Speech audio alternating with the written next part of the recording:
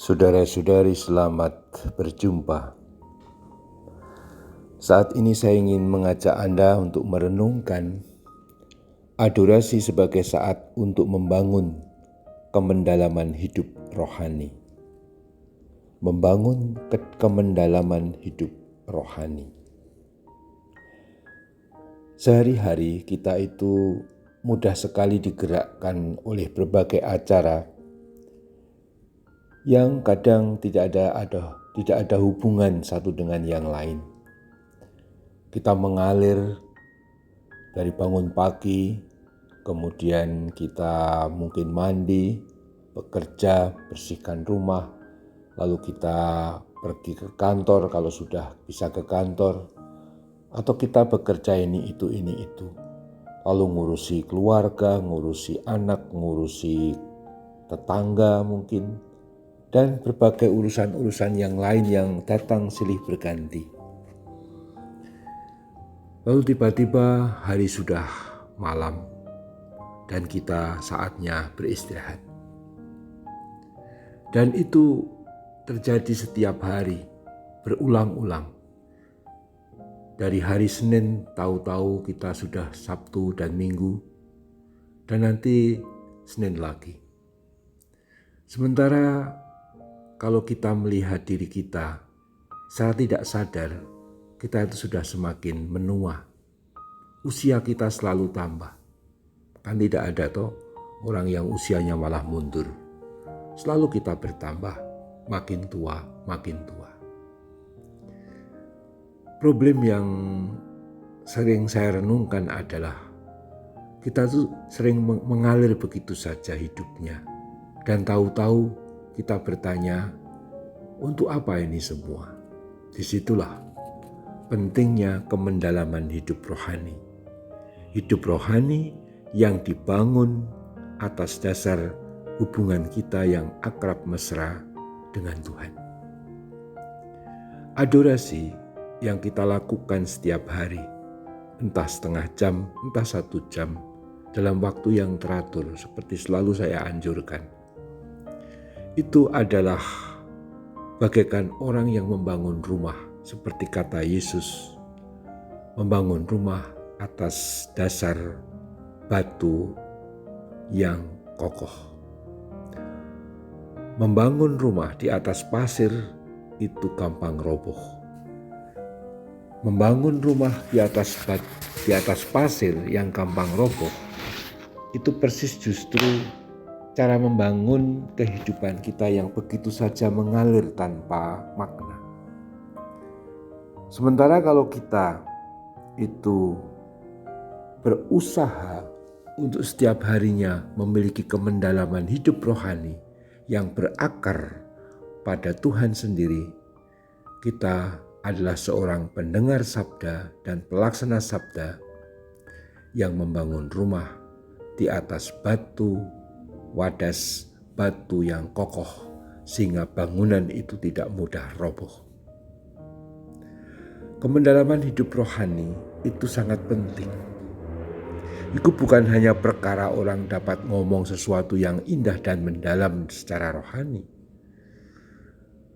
Kemendalaman hidup rohani bukan hanya sekedar itu nampak ketika kalau seorang pastor atau seorang awam bisa ngomong dalam bidang-bidang rohani secara mendalam dan sungguh-sungguh menyentuh.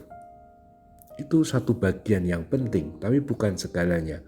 Kemendalaman hidup rohani akhirnya selain tampak dalam ungkapan-ungkapannya yang mendalam, terutama akhirnya nampak dalam hidupnya yang kokoh, yang tidak mudah goncang, yang tidak mudah goyah ketika menghadapi prahara-prahara kehidupan yang tidak mudah ini. Orang-orang yang ketika ditinggal oleh orang yang dicintainya, dalam arti ditinggal mati, dan dia tetap tegar, tetap bisa tersenyum, tetap bisa punya pengharapan, itu orang yang kokoh hidup rohaninya. Orang yang mendalam hidup rohaninya juga nampak tidak mudahnya gelisah terhadap berbagai hal yang muncul dalam setiap hari entah sebagai persoalan atau tantangan.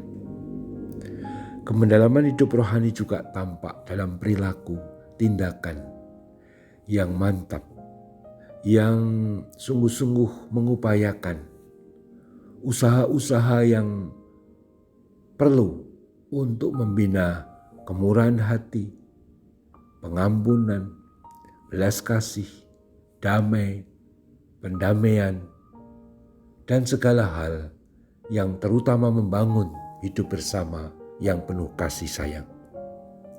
Itulah makna kemendalaman hidup rohani. Dan itu dapat sungguh-sungguh kita gali, kita alami, dapat kita bangun hanya kalau kita